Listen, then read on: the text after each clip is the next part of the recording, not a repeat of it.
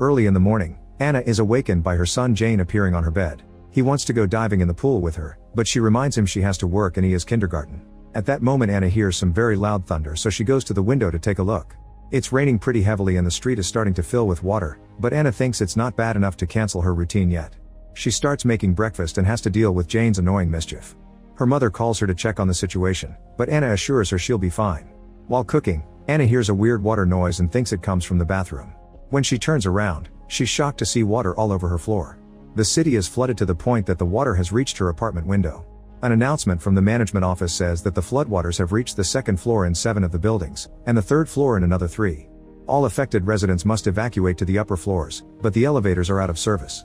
Jane keeps excitedly talking too loudly and asking to play, so Anna finally snaps and puts him on top of the table while scolding him for not obeying. Then she starts packing while noticing that the water is starting to cover her legs. At that moment she gets a call from a security agent from her company, who tells her he's on his way to rescue her. He doesn't want her to lose time packing, he just wants her to go upstairs with Jane. Suddenly the call ends and power goes out in the building. Anna grabs a small bag to put Jane's medicine in, then she runs to search for him. He's upset and hiding in the closet, so she apologizes for yelling at him and convinces him to come out by offering a piggy ride. When they leave the apartment, they find all their neighbors leaving their homes with suitcases. Anna dodges them as she runs down the corridor, wanting to reach the stairs as fast as possible. Unfortunately she finds a big crowd blocking the stairs that won't move. A desperate Anna runs to the opposite side of the corridor, seeing all the buildings nearby in the same situation as hers. She reaches the emergency stairs and starts going up. Jane sees people swimming in the water, so Anna sings to distract him. After going up a couple of floors, Anna is devastated to find the stairs blocked by a bunch of stuff. She puts Jane down and starts climbing over the things, but her feet slip and she almost falls. Anna manages to hold on, however seeing the dead bodies in the water makes her realize how dangerous it is, so she decides to go back. As they walk down the corridor on another floor, a bunch of people enter some of the apartments to use the bathroom. Anna hears her name and sees the security agent nearby looking for her. She wants to run to him, but at that moment she notices that Jane has followed the crowd into an apartment. Making her way inside, Anna desperately looks for her son only to freeze when she sees a huge wave coming at the window. This triggers a memory of her being trapped in a car underwater with her husband Gawan. The wave breaks the window and hits several people as it floods the apartment. Anna loses her bag and tries to swim toward it to retrieve it, but the bag floats away through the broken window and she needs to breathe. There's a small gap between the water and the ceiling, so Anna takes a deep breath before diving back in to search for Jane. In another room, she finds her son's unconscious body and quickly grabs him before rushing to the door. No matter how hard she tries it won't open, and she passes out too. At that moment security agent He-Jo opens the door and wakes Anna up before helping her leave the apartment. They swim to the surface and climb over the balcony railing to return to the corridor. Then He-Jo does CPR to successfully awaken Jane, who cries as he clings to her mother. He-Jo films them and sends a report to the company confirming that their lead researcher is fine. Afterward the trio gets moving and Jane admits that the water makes him think of the time his dad drowned in the car. As they make their way upstairs, He-Jo tells them that a company chopper is on its way. He also explains that 3 hours ago an asteroid hit Antarctica, so all the melted ice is coming north with the seawater. The government knew the asteroid was coming and didn't say anything because they couldn't stop it, which means humanity ends today. Anna can't believe what she's hearing, so He-Jo informs her that her company is more than just an AI development lab. Her work has actually been to create a new human race. 2 people have been working on the emotion engine, Anna and her boss, who died in the flood with her child.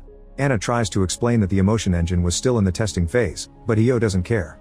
The other teams have already finished their missions. There are human-like bodies that were given intelligence and the ability to reproduce, so they only need emotions. The conversation is interrupted by Jane saying he needs to poop, so they rush to the nearest apartment to use the bathroom.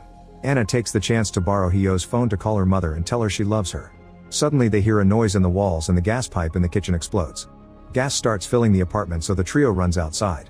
The other apartments are blowing up and the flames start to spread on both sides of the corridor.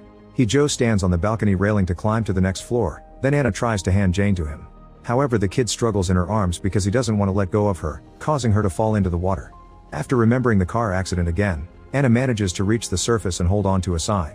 Then she swims back to the building and hears a child named Jisoo crying for help inside the elevator. Anna tries to open the doors with her hands to no avail, so she rushes to the next floor to try to find a tool. At that moment she sees some looters coming out of an apartment while talking about attacking people, so she runs downstairs in fear.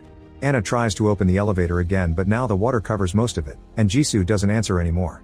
A huge wave then hits the building and Anna ends up underwater again. She remembers breaking the car window and Gawan telling her to swim ahead while he took Jane. However Gawan collapsed and couldn't swim anymore, so he handed their son to her and made them leave without him. In the present, Anna resurfaces on the stairs and rushes to reunite with Jane and Hee-jo. Her son isn't feeling well and needs his medicine, which Anna lost earlier. She picks him up and runs toward the apartments, determined to find the medicine. Hee-jo tries to stop her and reminds her that they can just recreate the child because they have his data, but Anna refuses to listen. She runs into a random home and grabs stuff from the kitchen to mix a traditional medicine that she inserts into Jane's mouth. Another flashback shows Anna telling her boss Hyun-mo that she wants to give Jane up. When Hyun-mo wonders if it's because of Gwan's death, Anna explains that she only met Jane because of work and admits she isn't cut out to be a mother. Hyun-mo says nobody is and confirms that the emotion engine is complete. In a few months the company will take their kids, and Hyun-mo wonders if they should have never created them. In the present, Jane feels better thanks to the homemade medicine and admits he likes feeling sick because Anna pays attention to him. When they look outside, they're shocked to discover the sun is out and the storm is over. Hee-jo informs Anna that she'll be dropped off at the shelter, but Jane can't come. He admits he didn't come because he's interested in the new human race. He came because he wants to see what Anna will do with Jane. He also shares that his mother abandoned him as a child. At that moment the sky gets dark and it starts raining again, causing the water to start rising through the building at an alarming speed. The trio runs up the stairs as fast as possible and soon leaves the water behind. Anna sees a pregnant couple asking for help in a corridor, but Hee-jo makes her ignore them and keep moving.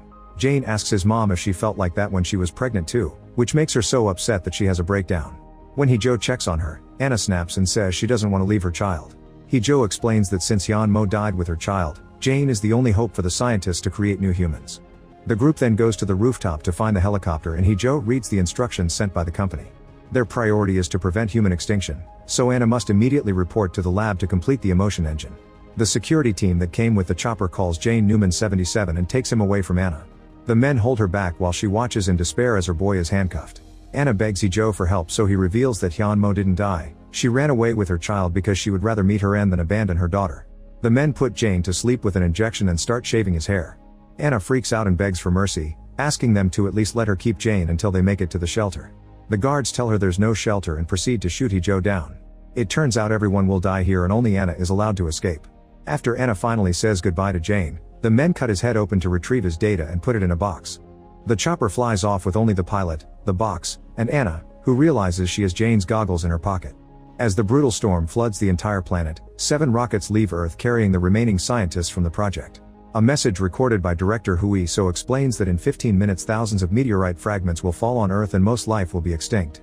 The scientists and the rockets must finish the project so humanity can evolve to survive. The team can already print physical human bodies, they only need the emotions. The goal is to get a mother and a child to start a society, and the child has already been completed. They only need to finish the mother. Anna proposes to start a simulation that puts the mother through many difficulties to save her child over and over again, that way they can gather all the necessary emotions in a short period of time. When meteorite fragments are about to hit the rocket, Anna connects to the simulation and wakes up in bed. This time the water is already filling the apartment, but she gets the same call from Hee-jo telling her they'll pick them up. Anna thinks about her conversation with Hyun-mo and realizes the guards will take Jane away. After grabbing the medicine, Anna tells Jane to obey and not follow any strangers because Jane starts crying and calls her a liar as he wonders why he's 6 years old every day. Ignoring his comments, Anna picks him up and runs to the stairs, but she finds both sides full of people. At that moment the giant wave hits the building, so Anna holds Jane tightly and swims to the surface. She helps Jane climb over the railing to reach the corridor and then she climbs too, but she can't see the boy anywhere. Anna runs down the corridor but has to stop when a huge wave hits the area. She then checks the flood between buildings and sees Jane trying to swim. She jumps into the water but the current is strong so she can't reach him. When she sees the helicopter in the sky, she remembers the previous simulation run and finds Jane's goggles in her pocket. A floating car suddenly hits her from behind, killing her and resetting the simulation. Sometime later Hee-jo gives Anna chest compressions to revive her. The number 787 is on her shirt, indicating that it's the number of times she's unsuccessfully gone through the simulation. Hee-jo shows her a picture he took earlier revealing that Jane followed the crowd and the child in the water wasn't him. Anna immediately goes looking for him and when Hee-jo tries to stop her, she takes his gun and shoots at the floor, demanding an explanation. The apartments start blowing up and soon the explosion hits Anna, killing her again.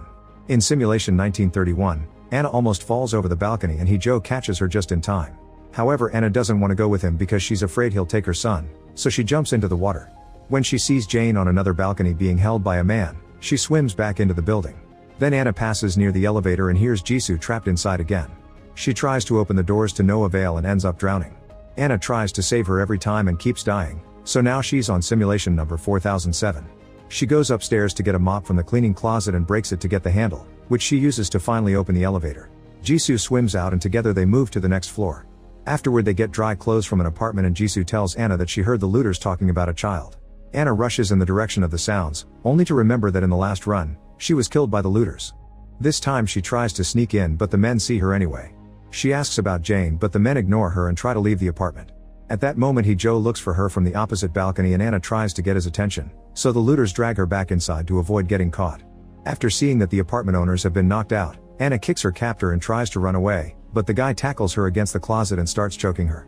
Anna almost dies and the simulation is about to reset, however she finds a hammer that fell from the closet and uses it to strike the attacker on the head. Unfortunately the second looter drags her back and both men get ready to kill her. Suddenly Jisoo appears at the door with Hee-jo, who easily overpowers the looters and throws them out the window. However Anna still doesn't have information about Jane. While she remembers giving him the homemade medicine, the apartment owners give her a bottle with the remaining mix. Anna tells Jisoo to come with her because this apartment will get flooded soon, but Jisoo explains that these are her grandparents and chooses to stay with them. After a phone call from the company, Hee-jo informs Anna that his team will come with a boat to search the entire building for Jane. Anna remembers how the kid was cut open and is determined to find him first, so she keeps looking through every floor. This is now simulation 7993. As Anna continues her search, she notices the security agents shooting the looters. On the next floor, she finds a child's drawings on a wall and remembers how Jane used to love drawing on her tablet. She keeps on moving and discovers that the pregnant lady has given birth, so she helps her hold the baby and gives them her jacket. On her way out, she sees the husband come back with warm water to wash his child. It makes Anna feel guilty about all the time she ignored Jane and she remembers that he would always send his drawings to her phone. She immediately checks her phone and is devastated to find thousands of drawings of her abandoning Jane before leaving in the chopper. At that moment Hee-jo yells from the other floor saying he's found Jane. She immediately runs to reunite with them but when she enters the apartment, the agents jump on her from behind to capture her. Hee-jo tells her they'll wake her up on the roof to say goodbye and Anna reminds him that he dies on the roof every time. It's then revealed that this is simulation number 13417. When Hee-jo tries to ask for more details, the agents kick him out. On his way back, Hee-jo finally sees glimpses of the previous runs. He grabs a trophy from a shelf and uses it to beat up the agents. Unfortunately one of them recovers quickly and tries to shoot Hee-jo in the head. A drowsy Anna grabs the other agent's gun and opens fire to save Hee-jo. Afterward Hee-jo gives her an injection that fully wakes her up and asks what's going on. Anna tells him the full story, explaining she fails to save Jane every time. She also reveals they've had this conversation a few times and they've even tried to fight the agents together, but they were killed in every run. Anna is afraid that Jane doesn't want to see her, but Hee-jo thinks the boy is actually waiting for her. In simulation 21499, Anna and Hee-jo are caught in a firefight with the agents again. Hee-jo wants to try something different, so they climb out the window to make it to another floor. As they run through the corridors, Hee-jo fights an agent hand to hand and volunteers to stay as a distraction so Anna can keep looking for her son. Anna runs into an empty apartment and more agents jump on her to capture her before a huge wave crashes through the window and throws them all back. Now free, Anna swims around to look for Jane but she still can't find him, so she decides to go to the surface. The water is now high enough for her to reach the roof. When she opens an abandoned wardrobe, she finally finds an unconscious Jane. She immediately gives him the medicine, yet the boy doesn't react. Anna has a breakdown and apologizes for abandoning him so many times, but at that moment Jane wakes up and says she never abandoned him. When she said goodbye, she told him to wait in the wardrobe because she'd come back for him, and she's kept her promise. At the same time it's revealed that the meteorites hit the rocket with Anna and severely wounded her. Before dying, she asked the director to use her mind for the simulation so she could be with Jane again. The scientists extracted her memories and uploaded them to their system, hoping this could help humanity. On the roof, the agents are approaching and a huge wave is about to cover the building. Anna gives Jane his goggles and tells him to swim, so he jumps into the water while the agents capture his mother. Another flashback shows that Jane and Hyun Mo's kid were babies printed by the company to develop the child AI, which explains why the agents insisted they could be left behind. They only needed the data to move on. Jane met Gawon after the experiment had already started, yet he agreed to be the boy's dad and even bonded with him. When Gawon died, his death impacted both Anna and Jane. In the present, the simulation is about to reset.